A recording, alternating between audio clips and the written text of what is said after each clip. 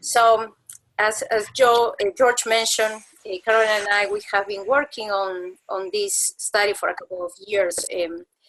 And today we wanted to share with you some of the key findings. I'm going to be covering the key findings on this study we did on people of color and white women in headship roles. And Caroline is going to be covering a little bit more about the implications and opportunities for independent schools. So one of the reasons why we consider NAIS that this is of key importance is not only because the current changing demographics in our schools, the US is becoming really a melting pot, and we think that having a diversified group of leaders in our schools that have a better match with the realities of our current families and students is something that we need to keep in mind. But also because research shows the importance of having a diverse group of leaders. It has really a positive impact on the bottom line of organizations. And before jumping into the results of the study, I wanted to share with you first the data. Where are we right now at diversifying the headship role in our schools? As you can see, and probably I think that this was also included in the description of the webinar. But you can see on the left-hand side, these are the numbers for female heads. And since the year 2000, we have remained more or less at a third of the total.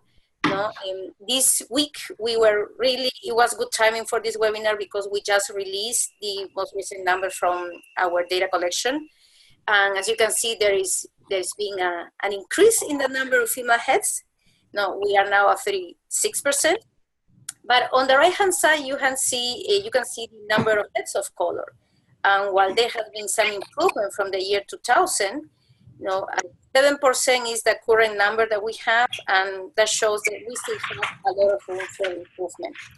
So let me quickly pause right there and ask to the group, do you have any idea why? Why are we seeing just 7% of our heads of heads of color and 36% of them being female?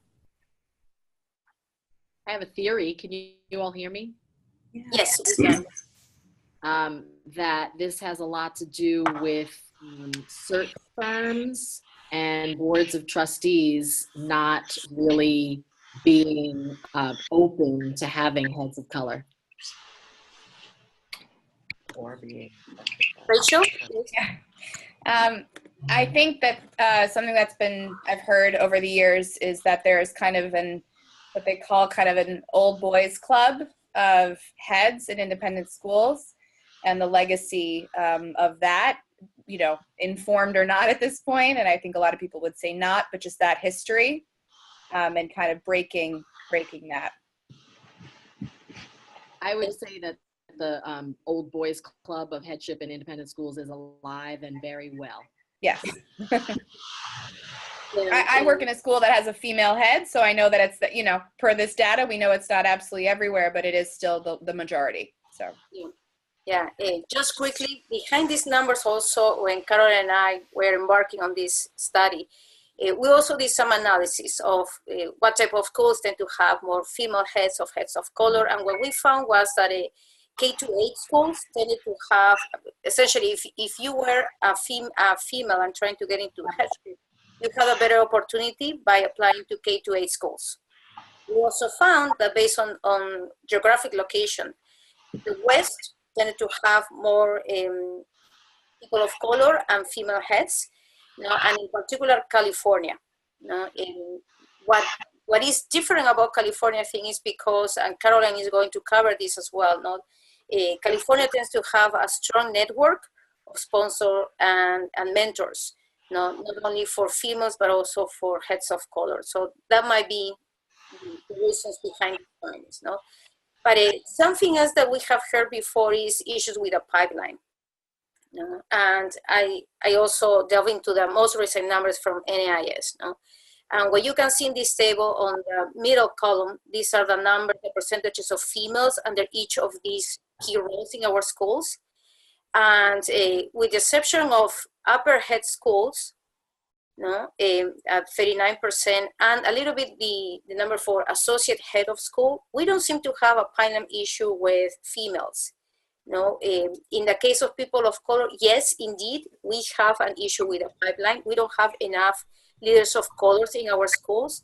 The only role where that is not the case is this one, director of diversity, or 95% of our leaders there in that position are of color. No, so the answer in our case is yes and no. And for also to give you some context to our own numbers, no, going back to these initial ones.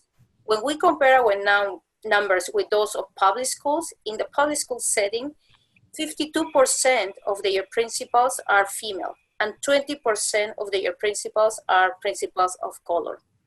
So we still have some way to go to improving these numbers. So let's start with the research that we did. First, I wanted to share with you what were the goals. We wanted to understand the dynamics of the recruiting process. Some of your colleagues already mentioned what are the hypotheses behind, why we have these numbers. It's a combination of the search process we have in place and the dynamics between the search committee and the search firms. But we wanted to understand what were these specific dynamics that were either contributing to or hindering the hiring of people of color and Caucasian women in headship. We also wanted to assess what were the career aspirations of potential candidates, and their perception of the hiring process in general. To accomplish these goals, we had two phases in the research study. The first one included in-depth interviews with search firms, with committee chairs, and also with potential candidates. And then we conducted an online survey with more than 450 candidates or potential candidates. So what did we find? Talking about the search process. The search process normally includes 5 different steps. The first one being the discovery, which entails the hiring of the search firm, determining which people are going to be part of the search committee, and crafting the job description for the head. Then we have the recruitment of candidates and the narrowing of the pool. These 2 activities are led by the search firm. And finally, we have the interviews and the decision. That decision is made by the search committee. So when putting together the search committee, we saw that there was a lot of different ways of doing this. And in the study, we find that in some cases, people will have as few people as 4 as part of the search committee, or as many as 16. So it could be very small or very large. But in all cases, board members were part of that search committee. In some cases, some schools created also an advisory panel, but the search committee at the end of the day was integrated mainly by the board members. So right here, we have a recommendation. Right away, we believe that independent schools need to make sure that the members of the search committee need to be from different cultural backgrounds and demographics. Why? Because that will help you in having a very comprehensive approach to the search process, and also because it will help you in attracting a diverse pool of candidates. When hiring a search firm, we also notice that the vast majority of independent schools will prefer to have the guidance of a search firm, so they will go out and find a search firm. In the cases where there is already an established relationship with a search firm, there is a preference for going to those familiar faces. When there has not been done a search process before, schools tend to interview between 3 to 5 search firms before hiring and making a decision. Another recommendations we have in this specific step of the process is to make sure that the search committee and the school is really assessing what are the methods or the resources that these search firms have in place for recruiting women and candidates of color. And also making sure that you're having that conversation at the beginning of the process, meaning that you're stressing right since the beginning that the school puts a higher value on having a diverse pool of candidates. In some cases, we heard from some schools who said that the first time they were working with a search firm, they didn't like the approach, so they pushed back. So that's something to consider. No, you don't need to go just by what the search firm is saying. Is your search, they are working for your school in particular. So you need to feel empowered also to push back and make sure that they are delivering on what is valuable for the school and the mission on getting a diverse pool of candidates. The discovery of the school needs includes the gathering of information, and that normally includes the financial reports, admission materials, the accreditation report, etc. Then you have school visits, one-on-one interviews with key stakeholders, and many times also when there is not enough time for doing these one-on-one interviews, the school wants to be as inclusive as possible. So they will conduct online surveys, trying to get the opinions and recommendations from the community as a whole. We also heard from some instances where the search firm will have a workshop with the school, trying to understand better what are the type of leadership roles that will be good for the school. In terms of the recruitment process, this is the area of the search firm, and some of you already mentioned some potential issues, by having the search firm leading certain steps of the process. So the search firm normally will put ads, but they heavily rely on the proactive outreach to their own networks. In some instances, some of these search firms will have developed already a pool of women and people of color and potential candidates. When reaching out to potential candidates, they also will look for current heads or people and asking them if they will be interested in a change. And in those instances where the search committee has already, or the school has some potential candidates in mind, they will recommend those names also to the search firms.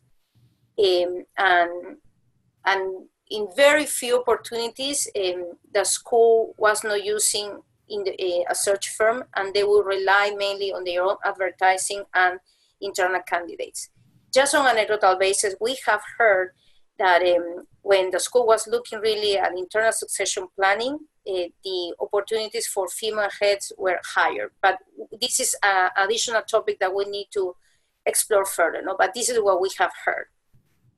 Once again, our recommendation in this step is to make sure that there is a proactive outreach to people of color and Caucasian candidates.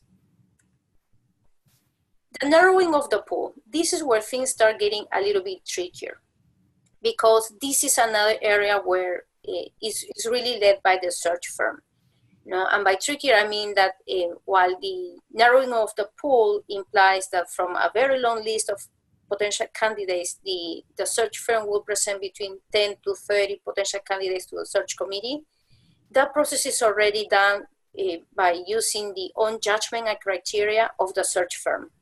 And this could be subject to implicit bias. So our recommendation for this step is to use as much as possible a blind screening process. And Caroline will talk more about that. But by that, I mean, getting rid of the names when you're just reviewing the resumes. Getting rid of the blanking the universities where candidates attended to, and trying to focus mainly on what the person has done or achieved at this point in their careers. Of course, there is a time where you will need to have one-on-one conversations or interviews, but at the beginning of the process, it really will help if we try to use a blind screening. Similarly, for the interviewing process, and this is led by the search committee, maybe there are opportunities for the search committee to have the same approach with blind screening, because depending on the size of the school, sometimes they will receive 9 to 12 candidates, and the search committee will conduct these interviews via the phone or Skype. Then they narrow that to 5 to 7 semi-finalists. When the school is smaller or the pool is smaller, they tend to have only 2 to 4 finalists, and they invite these finalists to campus to spend some time with the school community, and they also need to bring their families.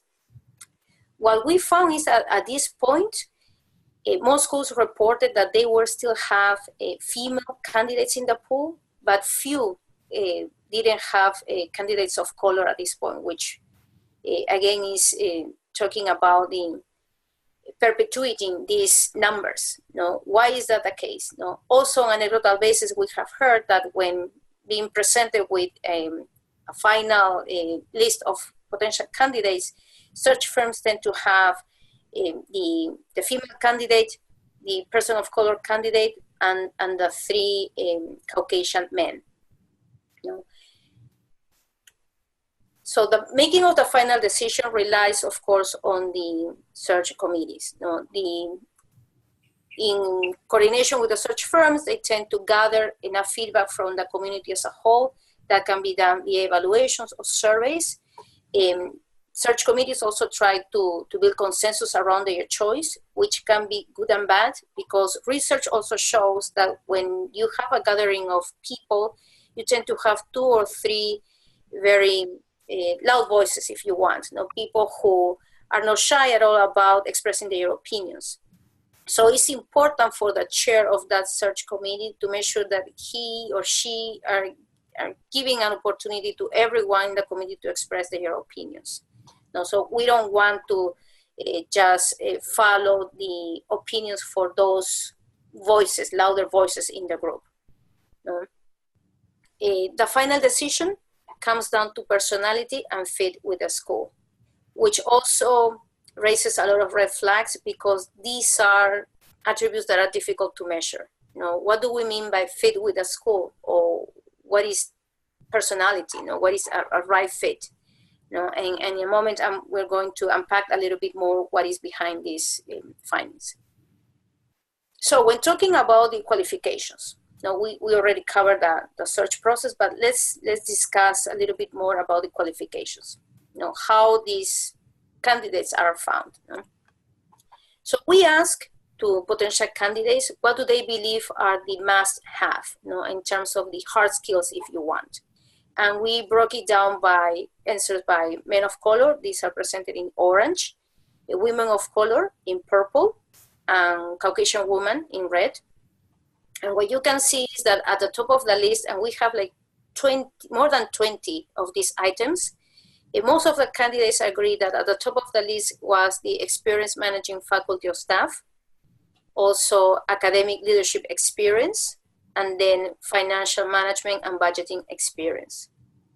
There were also some differences among the different groups. Like in the case of men of color, they tended to say that experience managing faculty of staff was more important than their female counterparts. In the case of Caucasian women, we see that for them, this experience around budgeting, they felt that that was important in the search process. And for women of color, we have a higher percentage of them saying that having an experience with faculty and families from diverse backgrounds and demographic was also important. We also asked candidates their opinions about if they felt they have already achieved these qualifications. And in general, there was a lot of consensus among the different groups. Men of color in the light blue, women of color in yellow, and the dark blue are white women. In particular, they felt very strongly about experience working with parents, followed by experience working with families and staff from different backgrounds, the management experience, and in areas where we saw some differences where achieving a master's degree or higher, that was in particular the case for men of color. They felt like they have indeed achieved these qualifications. Also, teaching experience, it was higher for both men and women of color in comparison to Caucasian women. And when putting these two things together, it allows us to do a gap analysis. So let me explain a little bit further these 4 quadrants, what we have here. What we have in the horizontal axis, we have the success, the percentage of people who believe that they have successfully achieved these qualifications. No, and on the vertical axis, we have how important these qualifications are. So you can form two lines here above the horizontal line in the middle of the quadrants. Everything that is above are the qualifications that are of most importance to the description of the head role. No, and those who are to the right-hand side of this vertical line are those that candidates believe they have already achieved. So what we have in the upper right-hand side, these are the strengths, meaning that most candidates believe that they have already achieved these qualifications, and these are indeed the ones that in the process are perceived as the most important ones. So in this area of strengths, we have experience managing faculty and staff, experience working with parents, and academic leadership experience. While on the left-hand side, we have the areas for improvement, because while these are above the horizontal bar, meaning that these are the most important ones in the search process, since they are on the left-hand side of this vertical bar, it means that candidates do not feel that they have yet achieved these qualifications. So from the point of view of candidates, they believe that these are the two areas where they need to focus more: the budgeting experience and the fundraising experience. Okay. We also ask about soft skills. And in terms of soft skills, there was pretty much consistency in terms of answers from men of color, women of color, and Caucasian women.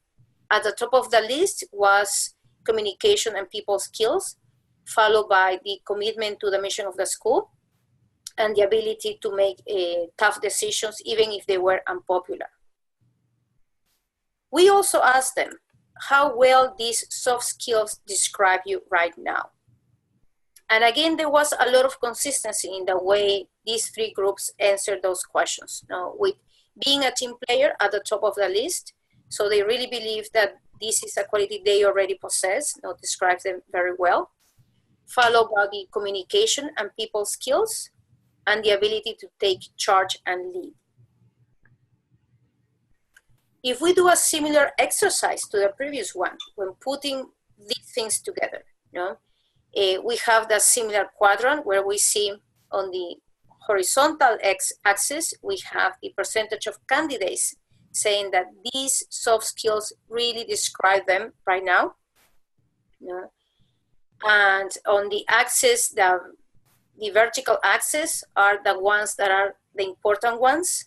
So similarly to the previous slide, we have all the soft skills that are above this horizontal line in the middle are the ones that are the most important to the head role, and the ones that are to the right side of this vertical line are the ones where candidates believe that they have already achieved them, or these soft skills really describe them.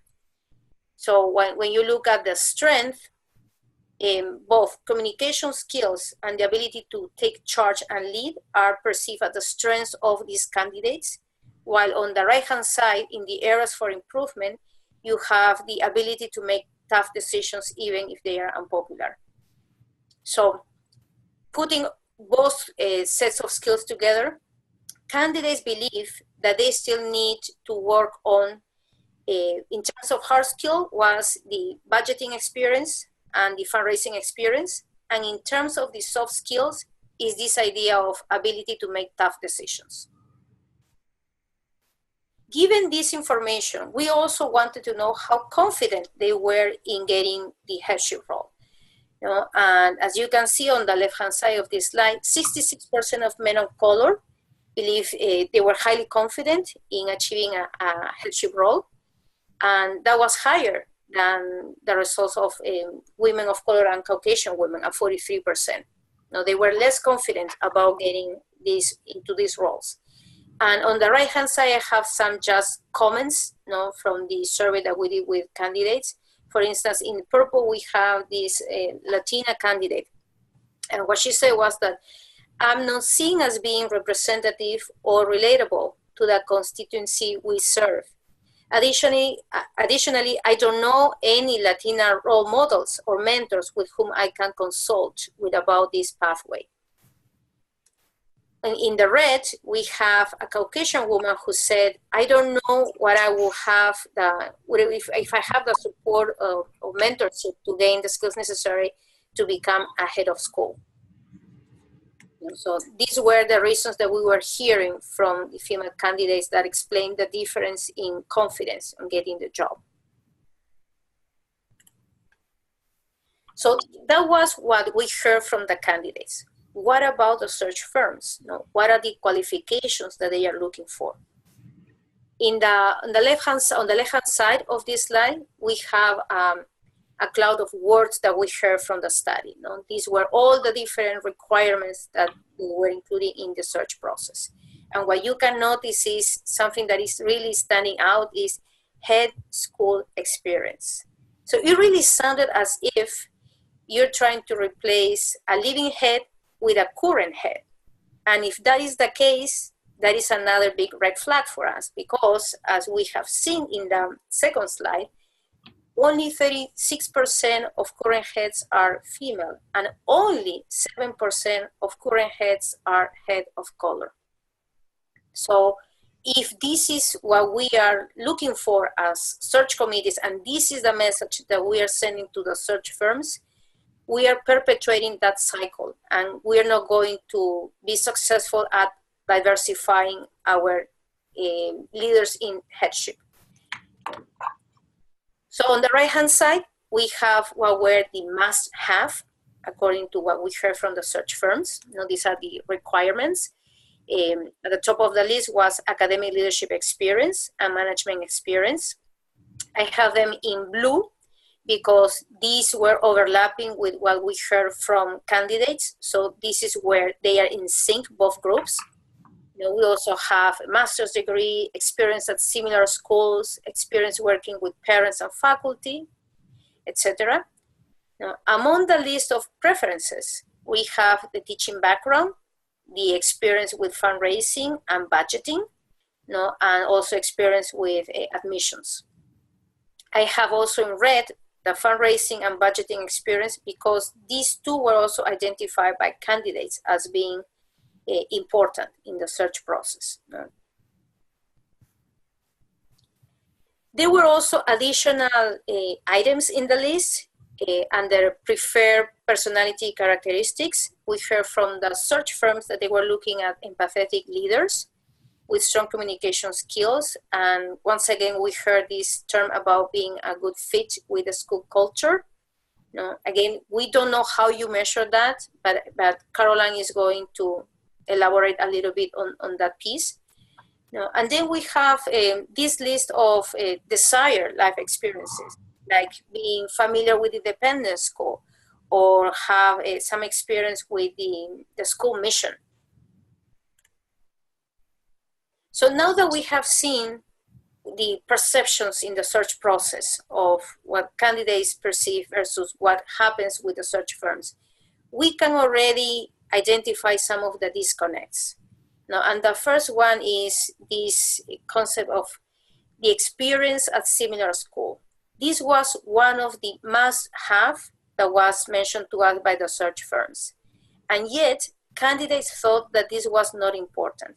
In fact, from the long list of items that we share with them, this was the one that they put at the bottom of that list of 20-something items. So right here, there is a disconnect. Also, another disconnect is this idea of approving experience as a head of school. As mentioned earlier, if we really are trying to replace a living head with a sitting head, we're already creating a lot of troubles for diversifying the pipeline. In terms of personal experiences, even though we heard it was not a must-have from the search firms, several times we heard that this is something that will help the search firm when narrowing the pool, that this will set apart some candidates over others. But again, from the point of view of candidates, this was not really at the top of the list. So what is the impact that this type of disconnect and the current research, that search process will have on, this goal of diversifying the pool? So there are already some mismatches in terms of the qualifications, because what normally are perceived as the stronger candidates are those that are coming from division roles and also assistant heads. We noticed that normally when we ask what was your previous job role in the school, for current heads, normally the path that they follow is either being an upper, the upper head in a school, or an associate head in a school. But when looking at the numbers in the pipeline, these were the areas where we didn't have enough women or enough people of color. Now, for people of color, it was mostly, that was the case across different key roles. But for women, that was another two areas where we didn't have a vast majority of them not being women. The other issue that is happening is that we are undervaluing some of the leadership experience in school, because you have business officers, diversity practitioners, admission officers, people in development that are seen as not having the relevant experience for the headship role. So in a sense, we are favoring those roles that come from academics versus any other non-academic role in the school.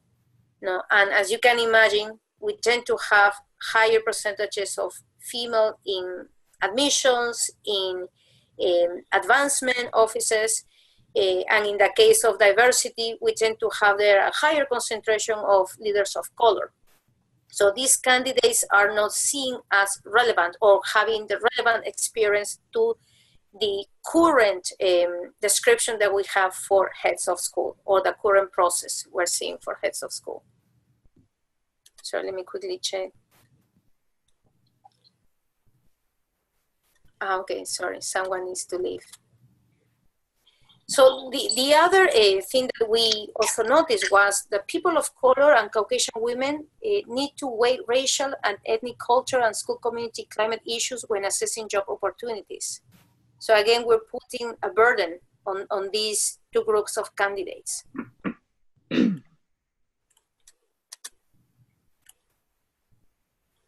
So let me pause there for a second before we jump into Caroline's section, just to make sure if there are any questions from the group or comments at this point.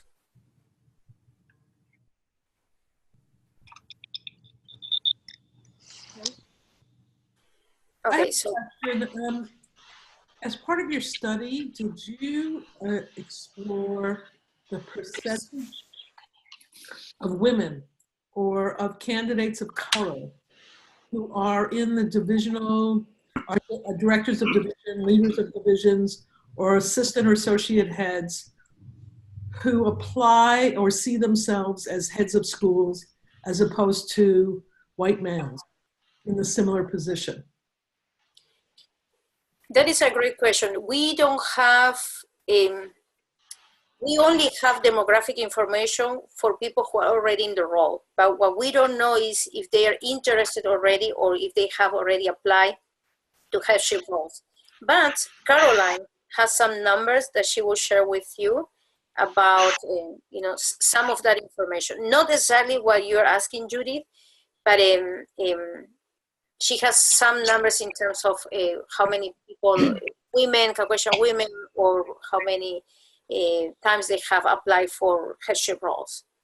But that is an interesting question. Yeah, I'm thinking about these factors, self-perception and also encouragement. Yes, I think that Caroline will have more information on that. And let me just stop sharing my screen at this point. I'm curious if acting head of school experience counts as head of school experience. So if your head goes on sabbatical, are boards seeing that as head of school experience, or they're only seeking current heads of school? I'm assuming that that will qualify, but probably that really depends on what the search committee, the conversation between the search committee and the search firm. Let me mute myself. I actually have a question also. Did you look at the pay scale of current heads as maybe a reason or a show of bias from search firms? Because search firms paid based on the final salary negotiation of a head. Generally, white male heads get paid more than people of color and women. Yes, we did look at salaries, and you know what we have heard is, oh, maybe the explanation, because this is in corporate America, right? They say, oh, it's the years of experience, and maybe because you don't have enough women in the role or people of color in the role, they don't have the years of experience than their Caucasian men counterparts. No, but being honest with you, by looking at different years of experience, we didn't have any differences. It seems to be like the reason why people of color or women, we have lower salaries was because they tended to have greater opportunities to work at K-8 schools. And by default, they tend to have lower salaries. Right. So we are in this cycle of what is first, right? Sorry, let me mute myself so that Caroline can continue. Well, so thank you very much. And so as Amada said, my part of this presentation is to share with you all some of the implications that we saw as in this study for candidates of color and for women. And so I know that we're coming up on time, so I'm going to move through these fairly quickly so that if you have any additional questions, that we can get to your questions, because those are really important. We looked at the concept of both mentorship and sponsorship. And part of the reason why we looked at that is obviously because the research tells us that it's critical to have both of those components as part of a person's career progress and trajectory. Mentorship over the years has been something that our schools have talked about for a much longer time than we've talked about sponsorship. And so this particular slide is giving you an indication of the number of people who are in the pool who had career mentors, people who advised them, people that they could come to and talk to about some of the challenges that they were experiencing, people who had helped them to develop some of their strengths and gifts to move them forward in their careers. But what we know is that the role in our schools is often shaped by those people and the points of access that you have. And sponsorship is one of the avenues for allowing people to have access or to gain access where they may not have been groomed to do so, or they may not be in the kinds of positions that are typically considered to be the ones that are important for headship. And so a sponsor is someone who actually uses their power, as you all know, to advocate concretely for the advancement of candidates. And so one of the things that we saw as a result of our work is that there is a gap between the number of candidates of color and women, white women, who had sponsors versus the ones that had mentors. And as you can see from this particular slide, that there's a real sort of under sponsorship of candidates of color as they are moving into or seeking to move into higher and increasingly higher levels of leadership in organizations. For us in our schools, when we ask particularly about that cohort, you can see that there is a significant gap between the number of people who identify themselves as having career mentors and the ones that have sponsors. And that's something that we're working on with current heads of schools, trustees, and others to talk about this information so that they're clear about one of the ways that they can help dislodge some of the roadblocks that women, white women, women of color, and men of color are experiencing in the hiring process. It's a kind of a superhero skill that we're really looking for people to really step up, so that the kinds of ways that the old boys network, as it was, has been used to advance the careers of white men is dislodged. We talked about and asked about perceptions of support for your leadership development and your professional development. And Amada, you and I haven't really talked about this, but as I think about this particular, piece of information and data that we collected, I want to note a couple of things. This was the first study that we did, and so one of the things that we're sharing with you is the first round of surveys and interviews that we did. We're in the process of summarizing and debriefing another follow-up study that we did, which was designed to answer some of the questions that this particular body of information raised for us. Something that's coming up for me right now as I look at this data is the difference between professional development goals and specific leadership development goals for those who are seeking the highest offices in our schools. And as you can see, there's a lot of sense of that candidates of color and women of color and white women and men of color are saying, yes, I really believe that my school and our schools are supporting our professional development goals, but it doesn't seem to necessarily track with whether or not they're having the kind of experience that will support them in being ahead. And so I want to make a distinction between general professional development goals and those specific leadership development kinds of supports that are necessary. One of the things that we did see in this study is that men of color typically were more confident in their capacity to move into headship, which is different from what white women and women of color said about this same experience. And so this is part of the reason why I want us to dig into this idea of leadership development versus professional development, because as you can see here, the perceptions of upward mobility don't track with that same sort of enthusiasm and sense that, yes, my school is supporting me, I'm getting the kind of support that I need to move into a headship role, even though I may be getting that for other kinds of professional development.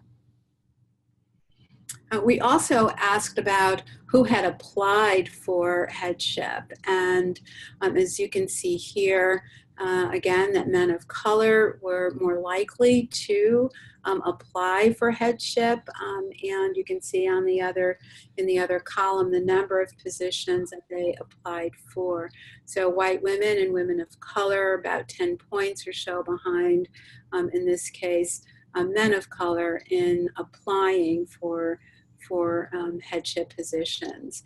And this slide talks about the amount of success that people have had at the various levels.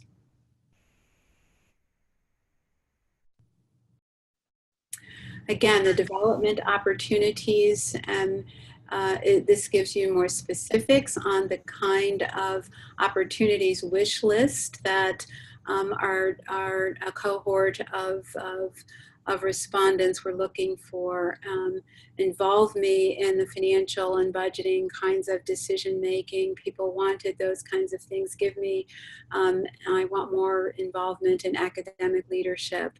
And so this is, again, this is important to look to make sure that as we're working to help schools develop leaders, that we're making sure that the kinds of activities that search firms and search committees are looking for, and the kinds of qualifications are the kinds, in fact, that our candidates are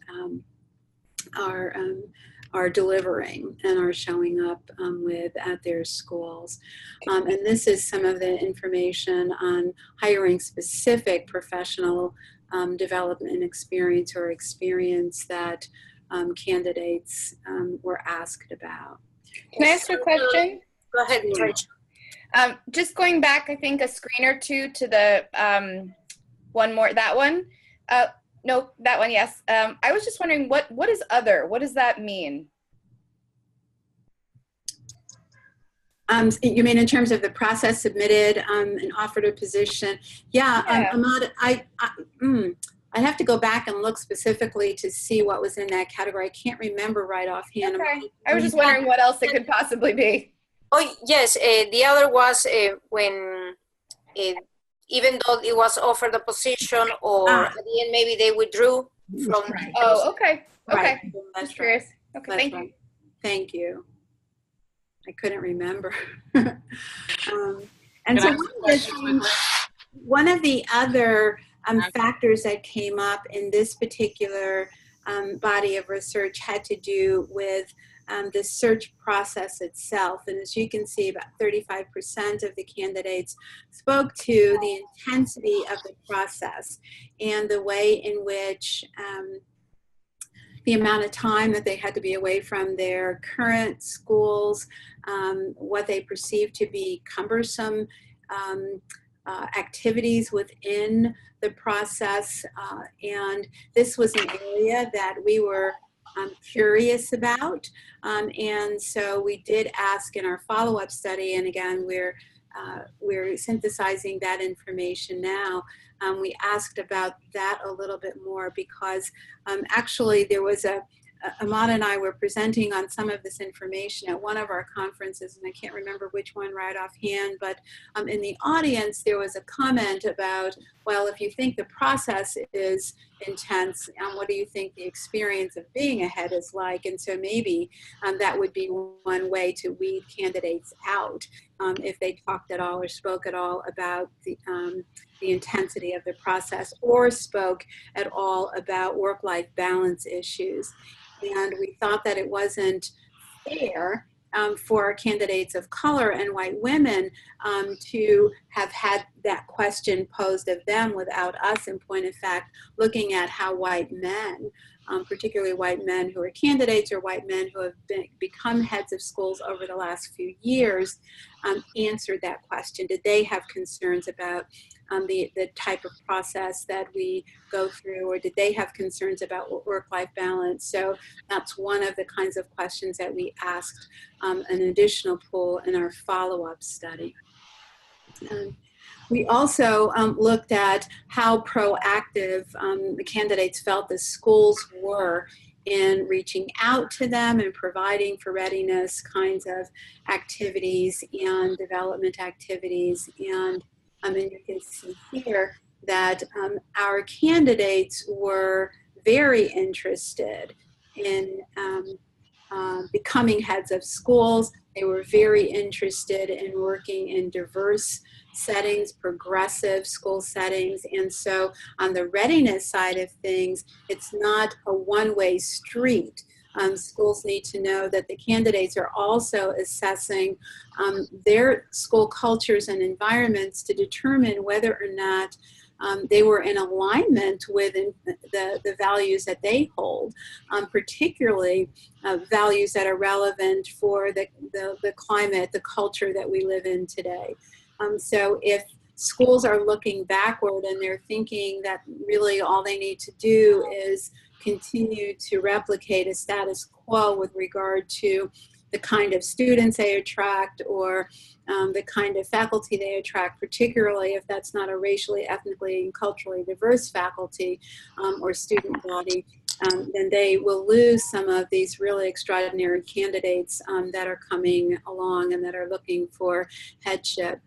Another point that I really want to underscore in this particular slide is that our search firms, our search committees, And the way we talk about candidates of color and white women can, in point of fact, create risk and perceptions of risk where none needs to exist. And so I spend a lot of time talking with people about banishing from their vocabulary this notion of non-traditional candidates, because it flags candidates who are oftentimes extraordinarily well prepared in terms of their academic background as well as their experience for positions, and they're being and their candidacy is being undermined by that kind of language. Amada also already talked about making sure that we're looking for candidates in positions that are not academic positions. And this is another point in which I will also say that there are heads of schools in NAIS who are extraordinarily successful, who were diversity practitioners, middle level division heads, as well as heads of schools. I went from the role of a diversity practitioner, for example, to being an executive director in a government agency before I came to work for NAIS.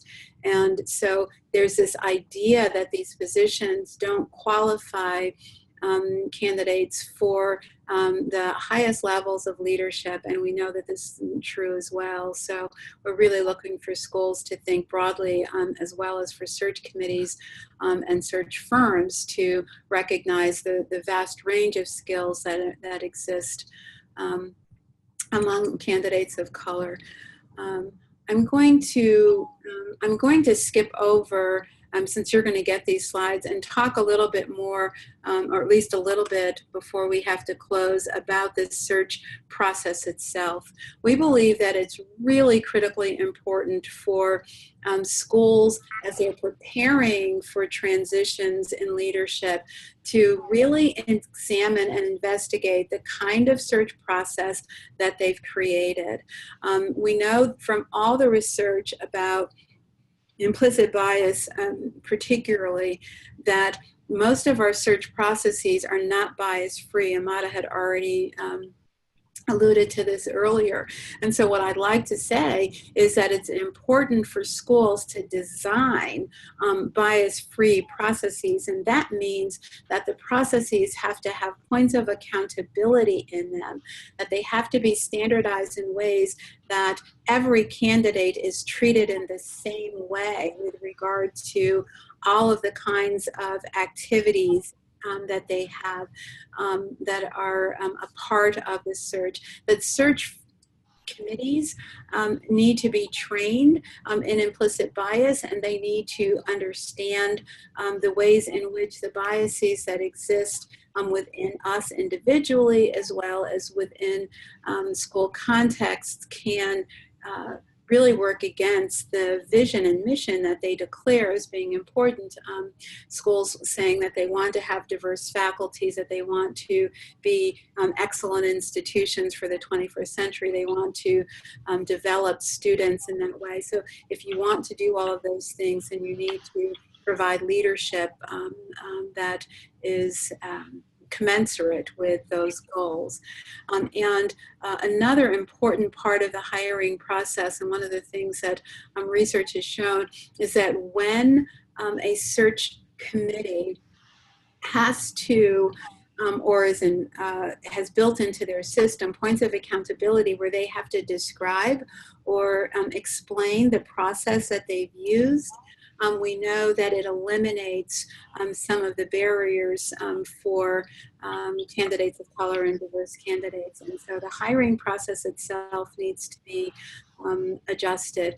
Moreover, it's really important for us, and we're working with our boards of trustees, but it's also very important for schools to interview search firms to find out about their level of cultural competence. And so if you want to have a bias-free search process so that you can get the best candidates and you have the opportunity to hire white women, women of color, and men of color into leadership positions, then you've got to make sure that the search committees that that you're working with have the capacity to do that. And so one of the things that I want to leave you all with as aspiring leaders and leaders is to make sure that you're doing that. You're spending time with the search firms if you're preparing for a search or you're in a search, to interview them, to ask them how they're going to help you, to find out whether or not they've done the kind of training that they need in order to be able to evaluate even the candidates before them, and that they can treat candidates of color, white women, well in the search process and fairly. And so these are just a few of the pieces of information that we think are really important to supplement the data that we've received. Once we get candidates in the pools, we want them to be treated fairly and for their skills, talents, and abilities to be assessed properly in that process.